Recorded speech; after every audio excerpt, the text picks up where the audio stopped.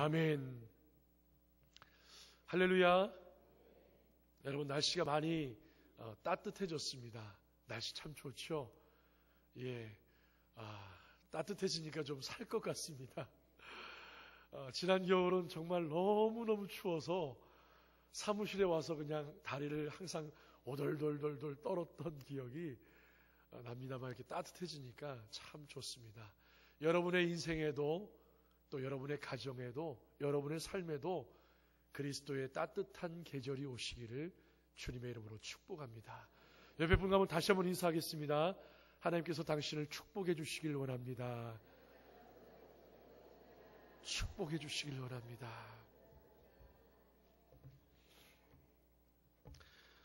한 유명한 그 취업 포털 사이트에서 직장인들을 대상으로 최악의 부하 순위와 최악의 상사 순위를 설문조사했습니다. 여러분, 직장 내에서 최악의 부하로 꼽힌 1위가 어떤 사람인 줄 아세요? 위아래 없는 건방진 부하 직원이랍니다. 전체 한 50.6%가 나왔고요. 2위로는 능력도 없으면서 배우려고도 하지 않는 의지가 없는 부하고요. 3위는 뻔한 거짓말과 변명으로 책임을 회피하려는 부하라고 합니다. 그렇게 해서 4위, 10위까지 순위를 정해놨고요. 여러분, 직장에서는 최악의 부하만이 존재하는 게 아니죠. 예, 최악의 상사도 존재합니다. 벌써 웃음이 이렇게 지어지시는 분이 계시는데요. 최악의 상사 1위로는 응답자의 51.9%가 꼽은 상사에게는 예스맨이면서 부하 직원들을 괴롭히는 상사가 1위를 차지했습니다. 그 뒤로는 업무 지시를 이랬다 저랬다 하는 상사, 3위가 히스테릭한 상사, 만나면 맨날 짜증과 아주 그냥 못살게 구는, 그렇게 해서 4위부터 10위까지 순위가 정해졌습니다. 여러분은 직장과 인생에서 어떤 상사이고 어떤 부하이십니까? 여러분 한번 생각해 보십시오. 나는 과연 어떤 상사고 어떤 부하일까? 갑자기 이 말을 하다 보니까 지금 머릿속에 떠오른 영화 제목이 하나 생각이 나는데요. 놈놈놈이라는 영화 제목입니다. 좋은 놈, 나쁜 놈, 이상한 놈. 예, 여러분은 어떤 사람입니까? 나는 과연 이 설문조사에서 자유로울 수 있을까? 믿지 않는 사람이 이런 순위에 올라가도 비난을 받는 세상에 그리스도인으로서 세상에서 일하고 살 때에 나의 모습이 이런 모습이 있다면 나를 통하여 하나님께서 또 하나님의 교회가 어려움을 당하지 않을까? 이런 기사들을 보고 우리의 인생을 돌아보고 자기 자신을 돌아보며 고민할 줄 아는 그런 그리스도인들이 많아지면 많아질수록 우리 한국 교회의 미래는 정말 밝아질 줄 믿습니다. 여러분, 피차 복종하라는 그 대전제의 말씀이 남편과 아내의 피차 복종, 그리고 지난주에 자녀와 부모의 피차 복종이 이어서 오늘 마지막으로 종과 상전의 피차 복종에 대한 권면을 말씀해주고 있습니다. 이 고대 사회에서 노예 제도는요, 아주 일반화된 제도였습니다.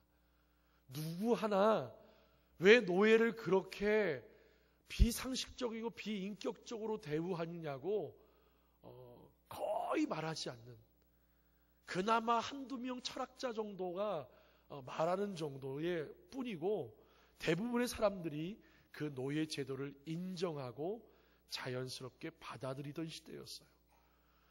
한 연구가의 연구에 의하면 로마 제국이 어마어마한 수많은 나라들을 속국으로 데리고 있었잖아요. 그 로마 제국에 무려 6천만 명의 노예가 있었다고 합니다.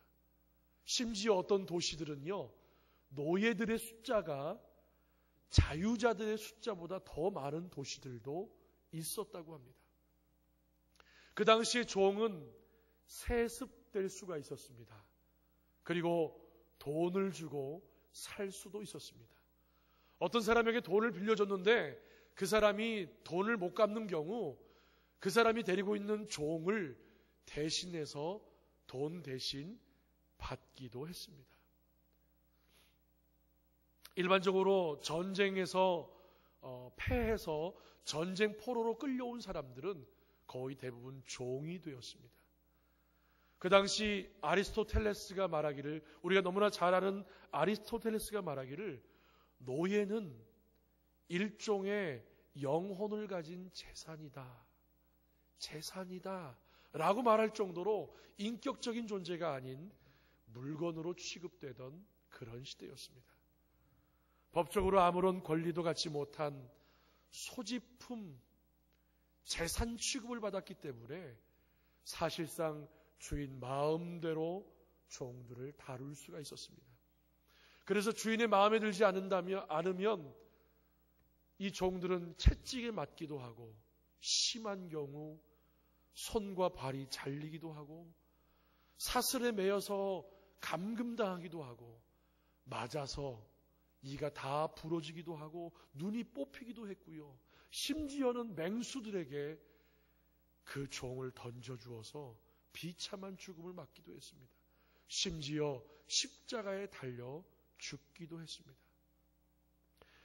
여러분, 그로 인해서 잡히면 낙인 찍히고 잡히면 처형당할 줄 알면서도 너무나 고통스러운 나머지 종들은 때로 탈출을 감행하기도 했습니다. 이처럼 고대의 주인들은 아주 절대적인 권력을 행사했고 비인격적으로 종들을 대했습니다. 그렇다고 모든 노예들이 다 나쁜 대우를, 다 이런 대우를 받은 것은 아니었어요. 많은 노예들이요, 그 자신이 섬기는 주인의 집에 가족같이 받아들여지기도 했습니다. 이런 노예들은 주인의 자녀를 돌보고 실질적으로 그 주인의 자녀들을 양육하기도 했습니다. 어떤 노예들은 자신의 재산을 갖기도 하고요. 어떤 노예들은 노예를 두기로 또 하고요. 또 어떤 노예들은 심지어 직업을 갖기도 했습니다. 여러분, 현대에서 그래도 많이 선망받고 그 직업 하면은 좋은 직업이지라고 말하는 의사, 교사, 행정가도 그 당시 종에 포함되어 있었습니다. 로마법 아래에서 노예는 종종 힘든 일을 한 대가로 자유를 얻을 수도 있었습니다. 그러나 아무리 처우가 좋아진다 할지라도 종과 상전의 관계는 가까워질래야 가까워질 수 없는 어려운 관계였습니다. 여러분, 한번 종의 입장에서 한번 생각해 보십시오. 자신의 미래가 보이지 않는 암울한 인생 속에서 어떤 주인이 시키는 일을 할 때 무슨 보람이 있었겠습니까? 성과에 따른 퍼센트율에 따라서 지급되는 인센티브 제도가 있어서 내가 뭔가 열심히 일하면 더 많은 보너스를 받는 것도 아닌데 누가 죽어라고 시킨 일을 열심히 할 수 있었겠어요? 어차피 조용히 일하다가 주인에게 좋게 보여서 자유인이 되고 평생 밥 굶지 않고 살아간다면 그것이 최고의 행복인데, 얼마나 그 주인이 시킨 일이 대단한 일이라고 자기 개발하고 얼마나 스펙 쌓는다고 최선을 다해 일했겠습니까? 종들은 최선을 다하기보다는 하루하루 먹고 사는 일, 오늘도 주인에게 맞지 않으면 다행이다, 오늘도 무서운 책망받지 않으면 다행이다, 이런 마음으로 살아갔을 것입니다. 주인이 보는 앞에서는 열심히 일하는 척하면서도 보이지 않는 곳에서는 적당히 일하려고 했을 것입니다. 또 주인의 입장에서 보면 또 다릅니다. 그 주인의 자리에 있다 보면은 종들이, 부하들이 얼마나 최선을 다하는지, 볼 때만 열심인 척 하는지 주인의 입장에서는 볼 수 있었을 것입니다.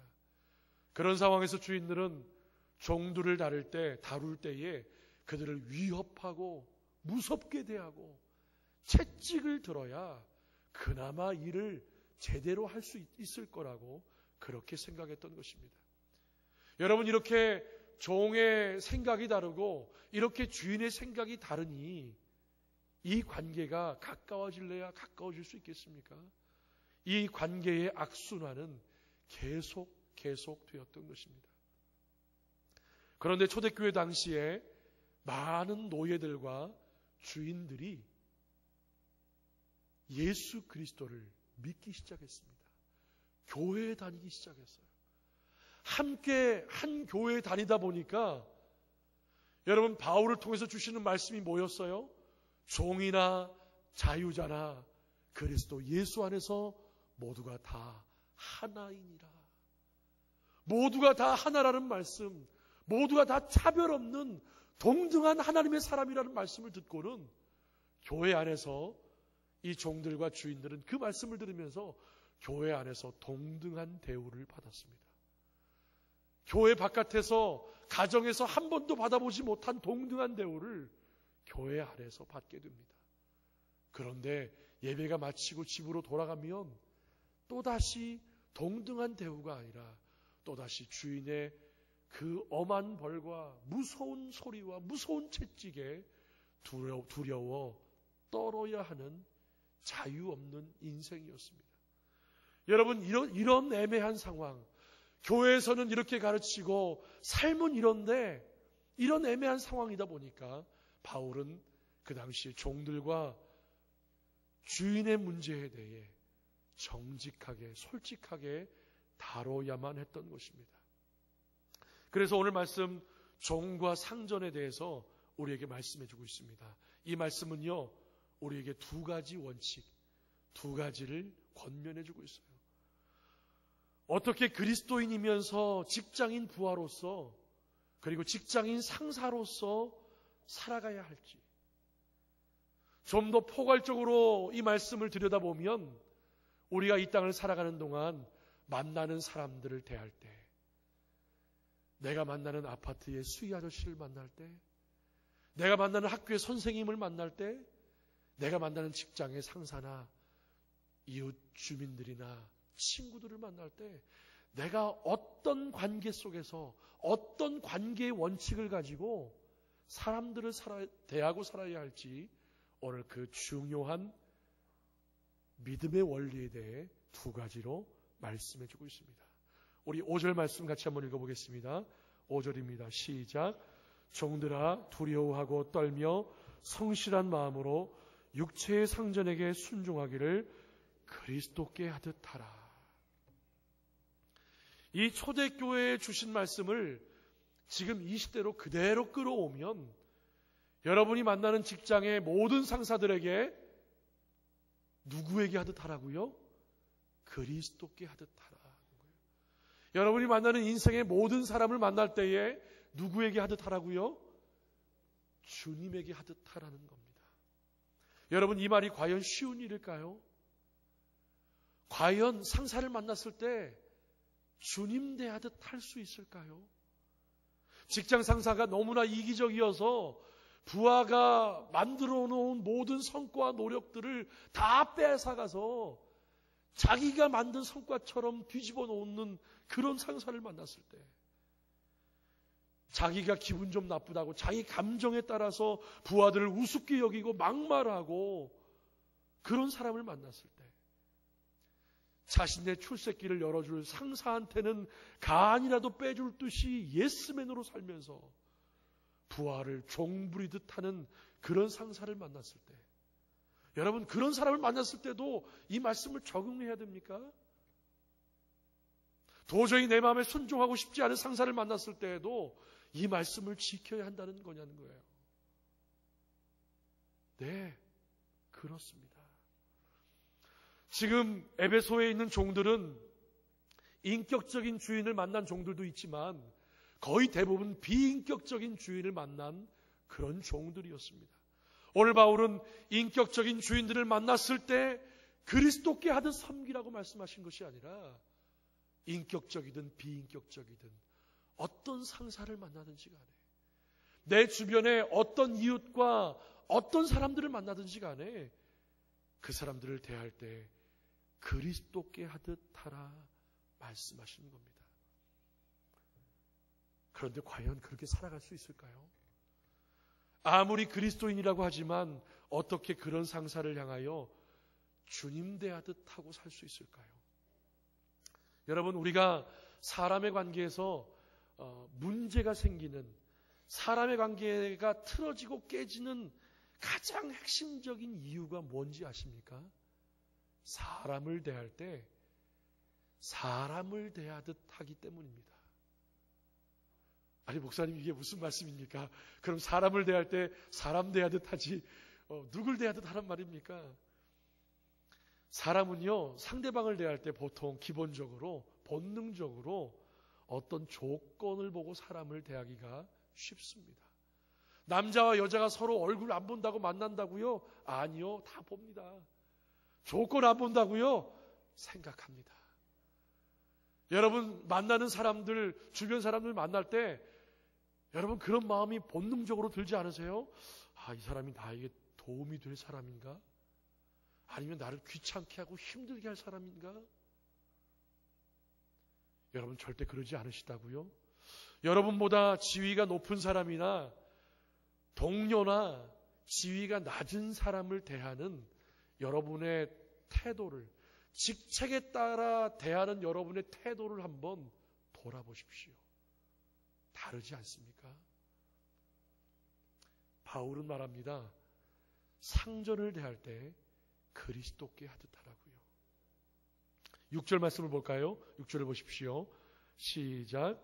눈가림만 하여 사람을 기쁘게 하는 자처럼 하지 말고 그리스도의 종들처럼 마음으로 하나님의 뜻을 행하고, 눈가림만 하여 사람을 기쁘게 하는 자처럼 하지 말고 누구처럼 마음으로 하나님의 뜻을 행하라고요? 누구처럼요? 그리스도의 종들처럼. 여러분, 지금 바울은요, 종들을 향하여서 자신이 지금 누구의 종인 것처럼 스스로를 생각하라는 겁니까? 상전의 종이라고 생각하라는 게 아니에요. 너희들은 상전의 종이기 이전에 그리스도의 종이라는 것을 말씀하고 있어요. 상전의 종처럼 생각하지 말고 그리스도의 종처럼 생각하라는 거예요. 자기 스스로를요. 여러분, 여기서 굉장히 중요한 종과 상전의 관계의 원칙이 나옵니다. 윗사람을 만날 때에는 사람을 만나는 것이 아니라, 윗사람뿐만이 아니죠. 모든 사람을 만날 때 사람을 만나는 것이 아니라 마치 누구를 만나듯이요? 그리스도를 만나듯이. 그리고 자기 자신에 대해서는 내가 상전의 종, 이 세상의 종이 아니라 누구의 종이라고요? 그리스도의 종처럼 자기 자신을 그런 존재로 생각하라는 거예요. 여러분, 9절 말씀 한번 보겠습니다. 9절입니다. 시작. 상전들아, 너희도 그들에게 이와 같이 하고 위협을 그치라. 거기까지 보겠습니다. 상전들아, 너희도 그들에게 이와 같이 하라. 이와 같이 하라. 종들이 상전에게 하는 그리스도를 대하듯 하는 것처럼 상전도 종들에게 그렇게 대하라는 말씀입니다. 와우. 여러분, 종의 인격이, 종의 가치가 인정되지 않는 재산처럼 생각하던 그 당시에 이 말씀은 굉장히 파격적이고 급진적인 말씀이었어요. 그런데 그 종들에게 그렇게 그리스도 대하듯 하라는 거예요. 제가 아까 들어오기 전에 저희 목사님 한 분과 하려고 했더니 목사님 한 분밖에 안 계시는군요. 누군지 다 들켰습니다. 목사님과 말씀 나누면서 목사님 그 전에 직장 생활하시면서 아니면 사역하시면서 가장 힘들었던 상사가 누굽니까? 물어봤더니요, 목사님 있습니다. 누군데요? 교회에서 사역을 하는데 어느 목사님이 구정이나 또 추석이나 어떤 명절 때 되면 그 명절 때 하는 새벽 예배나 그때 이렇게 예배 드리는 거 있잖아요. 다 나가시고 그거를 꼭 자기한테 3년 동안 맡겼다는 거예요. 한 번도 단 한 번이라도 자기 가정에게 좀 이렇게 목사님 가정도 좀 배려해드려야지 했으면 모르겠는데 한 번도 그러지 않고 자기 가족만 생각해서 이 목사님한테 맡겨버리고 3년 동안 자기는 공휴일에 가서 가족들하고 쉬고 왔다는 거예요. 야, 참 어떻게 이렇게 할 수가 있을까? 여러분, 여러분의 삶은 어떻습니까? 멀리 갈 필요 없습니다. 내 주변을 한번 생각해 보십시오. 오늘 말씀해 보니까 사람들을 대할 때 그리스도께 하듯 하고 자신을 종처럼 생각하라고 말씀합니다. 그리스도의 종처럼. 여러분, 격언 중에 이런 유명한 격언이 있습니다. 생각을 바꾸면 마음이 바뀌게 되고, 마음을 바꾸면 말이 달라지고, 말을 바꾸면 행동이 달라지고, 행동이 달라지면 습관이 바뀌고, 습관이 바뀌면 인생이 바뀐다라는 격언이 있습니다. 결국 뭐예요? 생각이 바뀌면 어디까지 갑니까? 인생이 바뀌는 것까지 갑니다. 여러분, 생각을 바꾸어 보십시오. 상대방에 대한 생각, 그리고 나에 대한 생각을 한번 바꾸어 보세요. 내가 누군가를 만났을 때에 그 사람을 자꾸만 사람 보고 이 사람이 도움이 될까 안 될까, 나보다 높나 낮나 이런 거 따지지 말고요.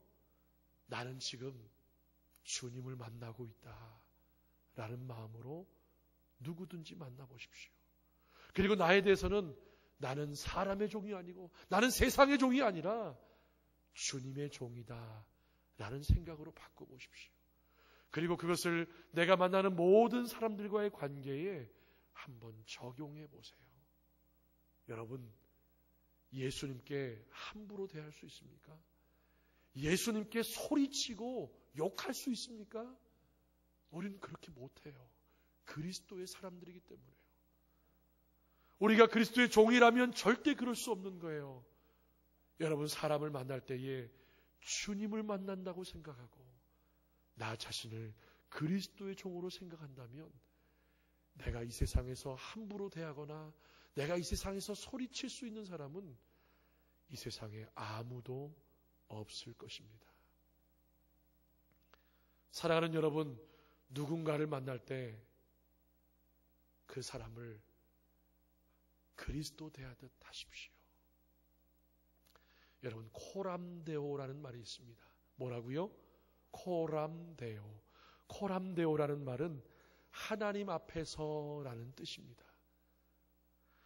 누가 보든 보지 않든 내가 하나님 앞에 서는 것, 나를 불꽃 같은 눈으로 지켜보시는 하나님 앞에서 내가 사람을 대하고 하나님 앞에서 내가 행동하고 하나님 앞에서 말하는 것, 여러분, 그것이 바로 코람데오입니다.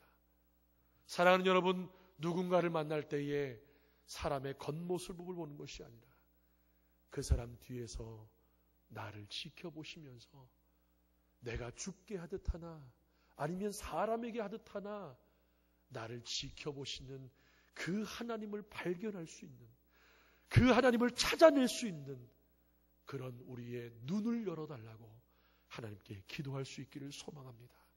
사랑하는 여러분, 하나님이 나를 지켜보고 계신다는 생각을 가지고 사람을 만나보십시오.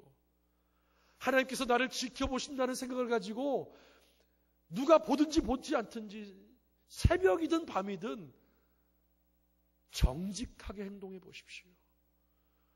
그러면 사람을 바라보며 상처받던 나의 눈이 하나님을 바라보며 하늘의 평화를 누리게 될 것이고, 사람 때문에 잃어버렸던 기쁨을 하나님을 만날 때 그 기쁨을 회복하게 될 것이며, 세상을 보며 울던 인생이 하나님을 보며 웃는 인생으로 바뀌어지게 될 줄 믿습니다.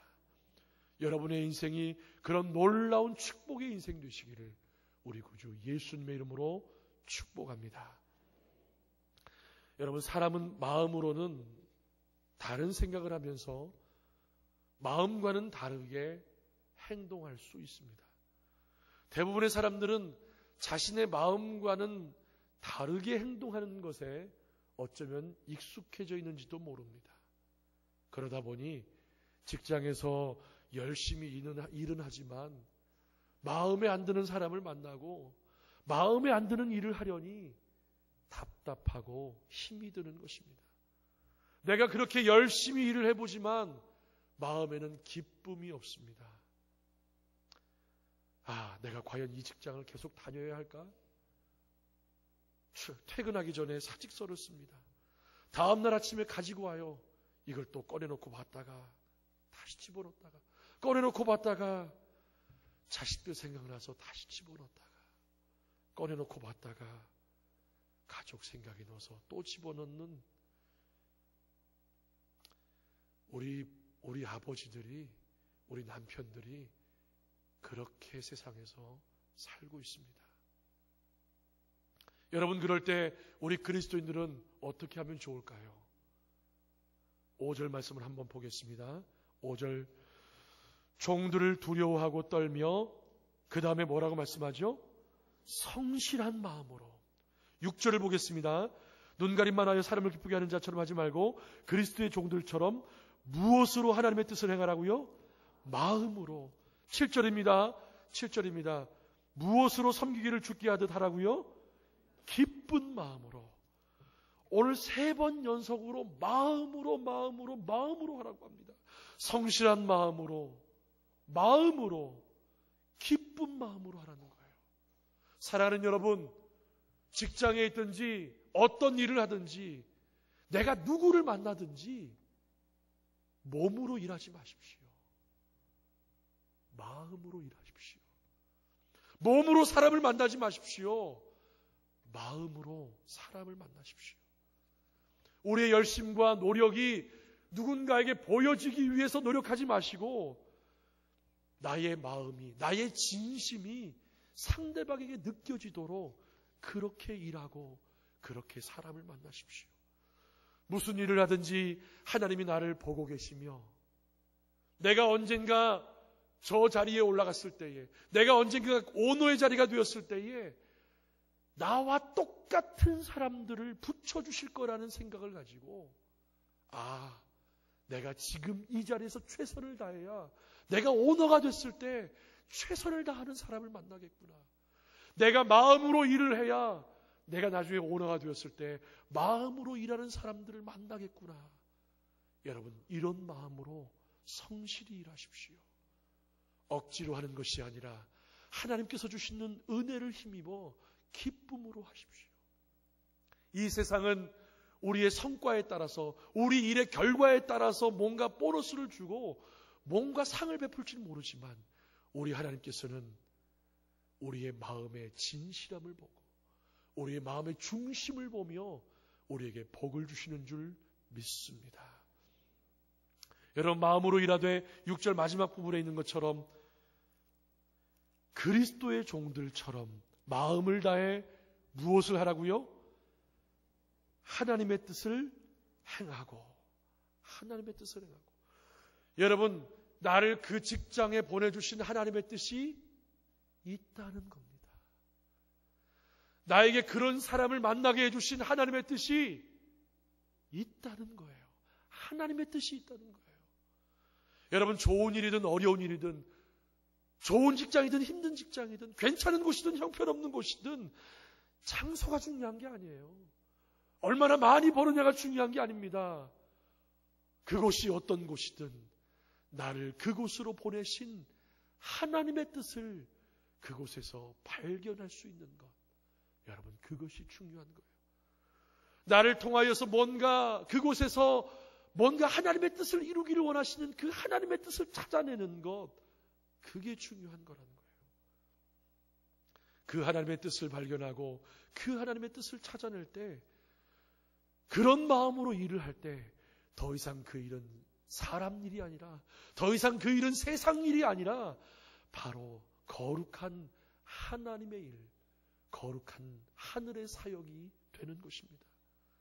하나님의 뜻을 이루어지기 위해 사는 이 세상의 모든 일들이 세상 일이 아니라 바로 거룩한 하나님의 사역이 된다는 거예요. 여러분, 교회 건물이 거룩합니까? 아니에요. 하나님이 교회에 계심으로, 하나님의 임재가 함께 하심으로 이곳이 거룩한 곳이 되는 것입니다. 교회라는 건물에 하나님이 계시지 않는다면, 하나님의 영광이 떠나신다면 더 이상 그것은 교회도 아니고 거룩한 것도 아니라는 거예요. 장소가 중요한 것이 아니라 하나님이 계시는 곳, 하나님의 뜻을 발견할 수 있는 곳, 하나님의 뜻을 발견할 수 있는 가정이 교회가 되고, 하나님의 뜻을 발견할 수 있는 직장이 교회가 되고, 하나님의 뜻을 발견할 수 있는 내 인생의 그 모든 부분이 하나님의 거룩한 나라가 된다는 것입니다. 사랑하는 여러분, 나는 사람에게 고용된 직원이기 이전에 하나님의 뜻을 이 땅 가운데 이루어드리기 위해 보냄을 받은 믿음의 선교사라는 사실을 늘 기억하시기 바랍니다. 여러분, 선교는 멀리 있는 나라를 가야만 선교하는 게 아닙니다. 우리 주변에 있는 나보다 약한 사람들, 나보다 낮은 지위에 있는 사람들, 나의 직원들, 특별히 사회적인 약자들, 수많은 사람들의 따뜻한 손길이 잘 닿지 않는 어려움 속에서 경제적으로, 신체적으로, 또 마음적으로 힘들고 고생하는 사람들을 향하여 우리가 다가가서 그들에게 물 한 그릇 대접하는 것, 소자에게 대접한 것이 곧 나에게 한 것이라는 주님의 말씀처럼 그렇게 어려운 사람들을 돌봐주시고 섬겨주시는 아름다운 인생 되시기를 축복합니다. 사랑하는 여러분, 여러분에게 주신 하나님의 축복이 무엇입니까? 여러분에게 주셨던 하나님의 은혜가 무엇입니까? 한번 집에 가셔서 손꼽아 세어보십시오. 손꼽아 세어보십시오. 하늘을 두루마리 삼고 바다를 먹물 삼다 할지라도 다 기록할 수 없는 하나님의 은혜를 우리는 발견할 수 있을 것입니다. 여러분, 우리에게 주시면 주실수록 더 많은 것들을 어려운 이웃들과 어려운 사람들을 위하여 나누어 줄 수 있는 아름다운 삶이 되시기를 주님의 이름으로 축복합니다. 사랑하는 여러분, 주님의 뜻을 행하기 위해 나를 이 세상에 보내셨음을 기억하며 주님과 함께 걸어가는 인생이 되게 해달라고 기도하시기 바랍니다. 주님께서 나를 통해 세상을 변화시키시고 내가 주님과 함께 가는 곳마다 하나님의 나라가 이루어지기를 우리 함께 기도하며 삽시다. 지금도 우리가 주님과 함께 가며 주님 앞에서 어떤 선한 일을 하든지 주님의 뜻을 행하기 위해 하는 그 모든 일에 하나님께서 하늘의 놀라운 축복으로 저와 여러분의 삶에 채워주실 줄 믿습니다. 우리 함께 기도하는 마음으로 함께 찬양하며 찬양 후에 함께 말씀을 생각하고 기도하겠습니다. 우리 가슴에 손을 얹고 함께 찬양합니다. 아버지, 당신의 마음이 있는 곳에 나의 마음이 있기를 원해요. 아버지, 당신의 눈물이 고인 곳에 나의 눈물이 보이길 원해요. 아버지, 당신이 바라보는 영혼에게 나의 두 눈이 향하길 원해요. 아버지, 당신이 울고 있는 어두운 땅에 나의 두 발이 향하길 원해요. 우리 함께 두 손을 들고 고백합니다. 아버지, 나의 마음이 아버지의 마음 알아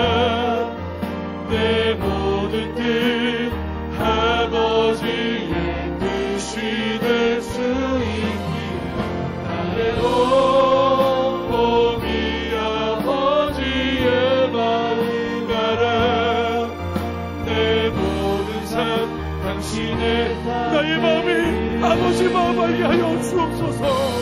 나의 마음이 아버지의 마음 알아. 내 모든 뜻 아버지의 뜻이 될 수 있기를. 나의 온몸이 아버지의 마음 알아. 내 모든 삶 당신의 삶 되기를. 이 시간 함께 기도하기를 원합니다.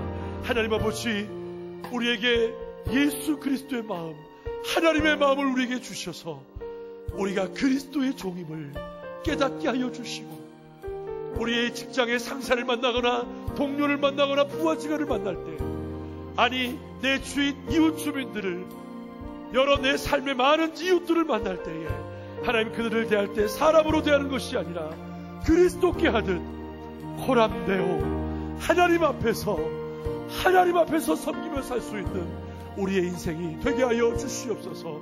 하나님 우리에게 보내주신 그 직장과 삶의 모든 터전이 우리를 보내신 하나님의 뜻이 있는 줄 믿습니다.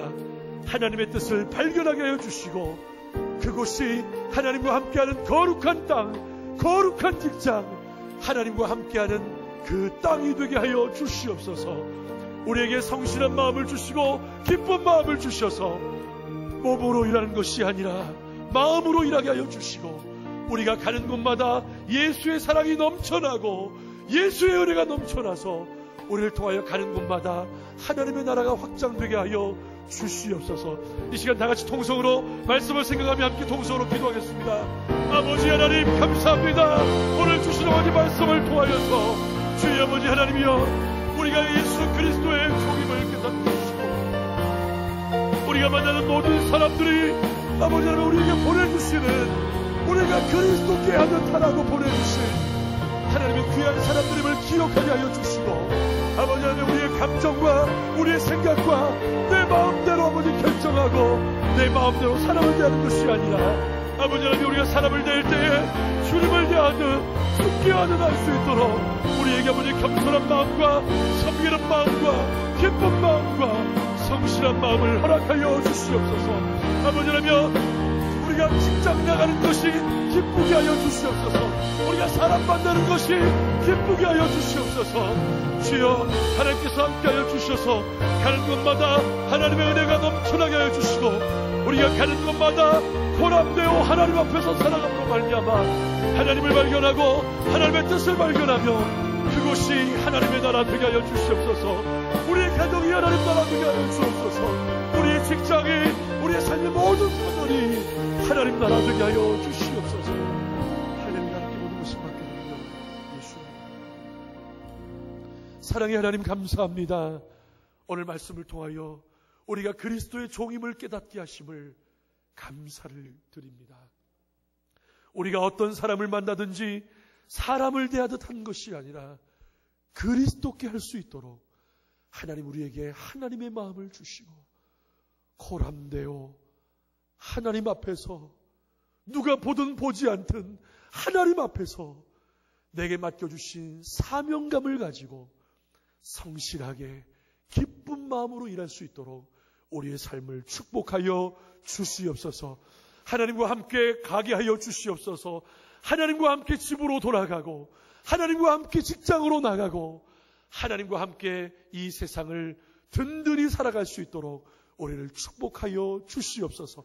하나님과 함께 가는 가정이 하나님의 나라가 되게 하여 주시고, 하나님과 함께 가는 그 직장이 하나님의 거룩한 땅이 되게 하여 주시고, 하나님과 함께 만나는 모든 사람들을 통하여 하나님의 뜻을 발견하는 믿음의 삶이 되게 하여 주시옵소서.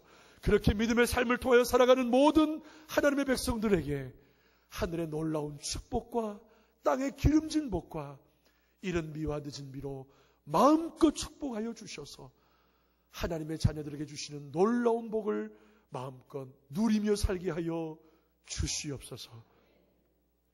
지금은 우리 주 예수 그리스도의 은혜와 하나님 아버지의 무한하신 사랑하심과 성령님의 감화 감동 충만하심이 오늘 예배를 드리고 돌아가는 모든 하나님의 백성들 머리 위에 특별히 주님의 마음을 품고 세상을 섬기며 주님의 향기를 드러내기로 결단하고 돌아가는 모든 하나님의 백성들 머리 위에와 그 가정과 일터 위에 그리고 주님의 몸된 교회 위에 지금으로부터 영원토록